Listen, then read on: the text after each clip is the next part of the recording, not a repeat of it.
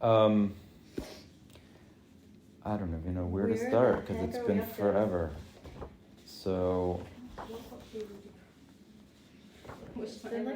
all right, we're doing the Maimer Veyodata, Moskova it's called, because it was said in Moscow by the Rebbe Rashab, and he actually would repeat it often just to purify the ear.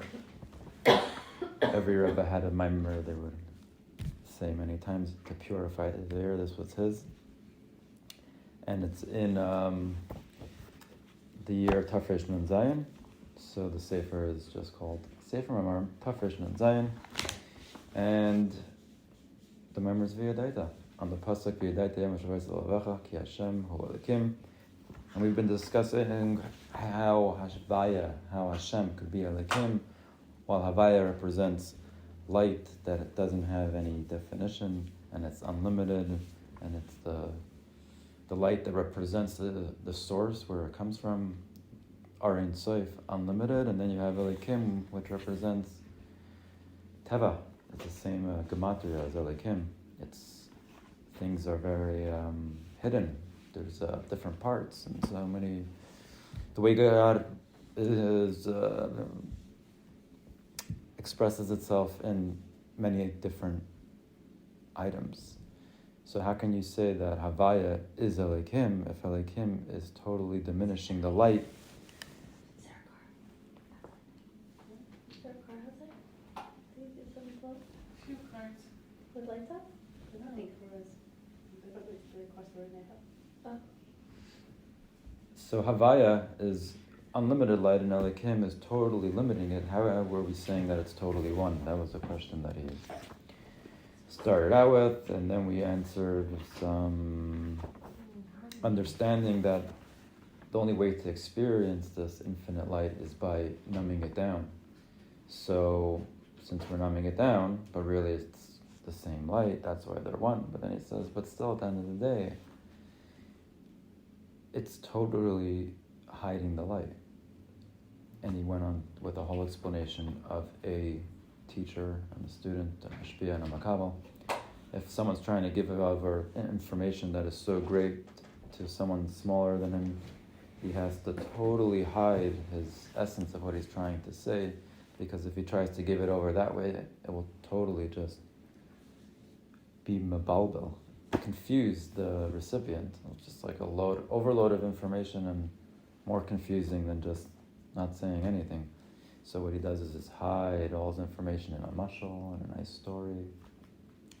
Similar to what he's doing here in this whole mimer, because I imagine what he's trying to tell us is somewhere in here, but I don't even know what it is. We're just like grappling with like a mashal. The whole thing is a mashal. And then he describes, if you remember, that the whole world that we're in is a mashal of a spiritual world. And the way it all plays out is exactly the same, except that here it happens physically, and in the spiritual world it happens spiritually, but they're actually the same exact thing. I'm not going to get into it again, but I think it's fascinating. Yeah. And so, we were ended off in the mashal of the mashpia and the makabel. It takes for a couple of pages. He's going back and forth on it, and his point at the end of the day is that although the light is actually really hidden, the seichel that the mashpia is giving over to the makabel is really hidden. It's like it's not there at all, but that's the only way that he can transfer this information to the recipient, which means that it's really not blocked at all. Just to the person receiving it, it seems concealed. But to the mashpia, he knows exactly what he's trying to give over, with all its details, all its length and width, and the whole greatness of it, except that he's giving it over in a very simple way, but he's not actually leaving anything out. If he did, then he's giving different information. He's not giving that greatness. But for the makabel, it seems like this is a concealment. There's something hidden here. But really, there's no concealment. And other of it, if he wouldn't conceal and he would just give it the way it is, he wouldn't get anything. I'm kind of thinking like, just it hit me today, yesterday, like the sun let's say if the sun's shining behind the house and you're standing on the porch here, you don't see any sun. But you get that it's light, there's sunlight, but the source is completely like blocked, not like filtered or whatever. It's totally behind. But if I'm standing in the back staring up at the sun, like I'm not going to get any light. I will be completely blinded. But you can't say sitting up here, this is sunlight. Like, where's the source? But we know that if there's light, there must be like a source for it, so it's coming from somewhere. So tying that back to Havaya and Elohim, so you have Havaya wants to shine light. It wants someone to receive the light. It needs to go to other places to bring the light further down the road to another mashpia, to another makabel. It has to now use Shem Elohim, which actually, he also mentioned earlier that Shem Elohim and Havaya are both parts of Ein Sof, of God Himself. So they're not actually like two different, they're equal energies that both are part of God. The way they function, one is similar to the source, just unlimited light, and one, its function is to block the light and change its form and make it accessible. And now he says that if a person does, just like the student, if he breaks his head and tries really hard and concentrates on the information that he does have and starts to dissect it and analyze it and get really deep into the tiny, subtle details in the information that he got from his teacher and all the stories and the Mishalim, he starts to realize that it's a much greater picture, and then eventually he will, after 40 years, he will come to the same understanding of the essence of this great wisdom. And also us, we're creations, but we're made out of Havaya, the energy that keeps us alive, and our life is Havaya. We experience it through Shem Elohim, but if we really do a lot of work, and I guess a lot of quieting of the head, and going into our body and our heart, and all that great hard work that we want a vacation from, which is part of the hard work, taking a vacation. Eventually you tap in, you can start to feel how, this really is an infinite, not filtered down version of God, but actually God Himself, which is amazing. So that's till here. And now he says, which I've been waiting to get to for weeks and months. How long has it been? A month? Since we did it? Since we did this, yeah. Before Pesach, it's way more than a month. Yeah, well. Yeah. Is that what? Yeah, it's more than a That month. cool, yeah, that we still showed up. It was such a long break. Yeah, you don't get that. Yeah, Yeah. we're persistent. Right. Yeah, thanks. Go you. So let's hear. So now he says this is all really like a big hakdama. In order to understand what we're saying here, we have to explain first what is the concept of challenges. Nisyanis. Why do we have tests and challenges? Like it says in the pasuk that Hashem is trying to test you to see. They test a person to see if he's going to withstand his trials, his tests. So you have to understand what's the point. What is the higher kavana in all of this challenges? Because we know before our soul comes down into this world, into a body, it's in bliss. It's sitting in Gan Eden. It's enjoying its egoless life and just one with God, or maybe a little separate, but still just in the light of love. And it's beautiful. And then we take it out and put it down here for what? Just to go through challenges.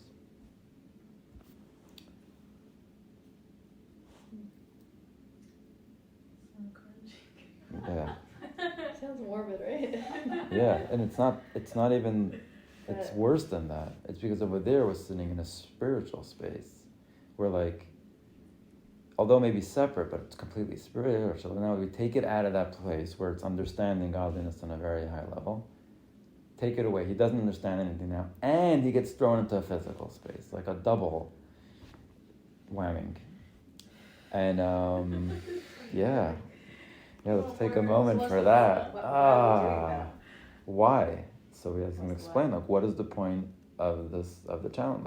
What do we need all the challenges I for? wonder if that answer will satisfy me, because Yeah. the great things The are answer is going, very it's like typical for that. nothing Here you can start can from here. explain. Like that. Do you wanna What share does that with me? actually mean? Like, He's gonna explain.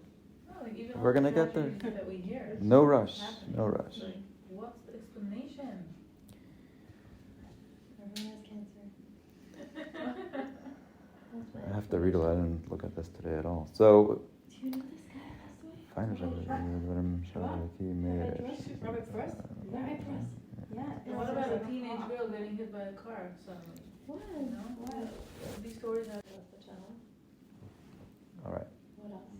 He's building a case here. He's trying to say how bad it is that we come down here. So he's saying the neshama sitting in Gan Eden. It's great. We're good. We know, right? We got that far. Yeah. No, we get how bad it is down there, but we didn't get how great it was up there.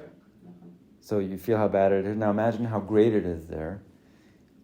That like he understands the godly light. He's sitting in it, and it's all spiritual. Then they take him, hide all the energy, all the light of God, and put him into a physical space where it's obviously uncomparable. Like physicality is such a limitation, and that's why when a soul is in Gan Eden, his love and awe of God is on such a high level. And then when you come here, it's like you can work like really, really hard to maybe like get a little bit of that feeling, but it's also very physical. It's not on that same plane. So why do we do that to the soul? Why do we pull him there? You know why?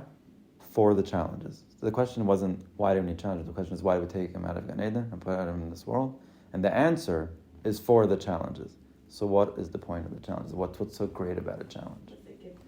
You get it? It's a different question. Okay, Sorry. first of all, even if we don't understand like after, if I'm here for the challenges, then That's the so answer. I'm here to hear the story that Right. hit. Right. For that reason I came down. Right. Oh my Yeah. gosh. Yeah. So why? Like, what's the What is point? that? What's wrong with being up there in bliss?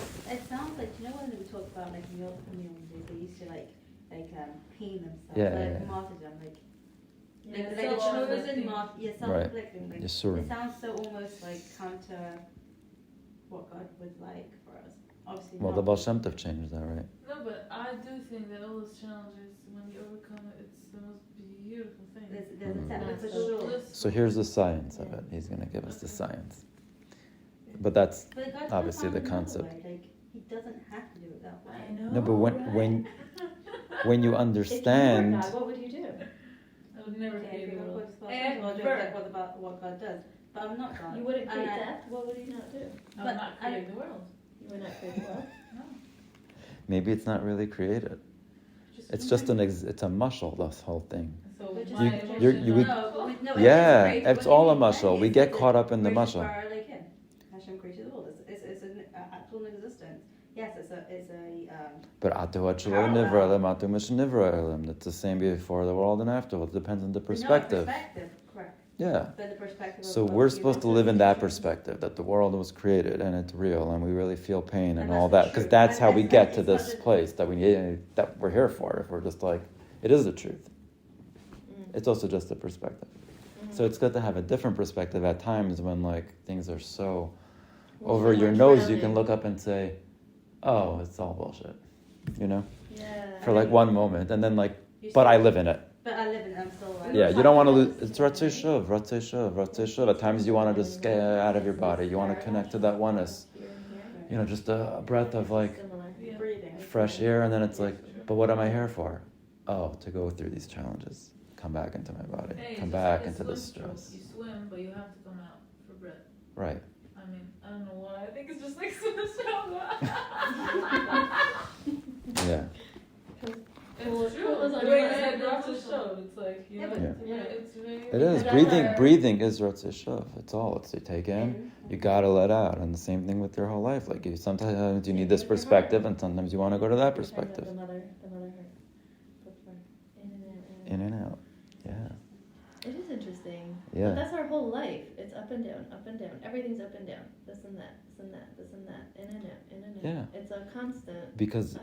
that's the There's concept of nothing that's the consistent. concept of like everything's a mushal and the nimshal. Like Mhm. so you'll find Ratzei Shuv everywhere. Everywhere. And you'll find Everywhere. nisyanas everywhere, Yeah. and you'll find everything everywhere. They're just everywhere, and everything's just like, it's wild. I don't know.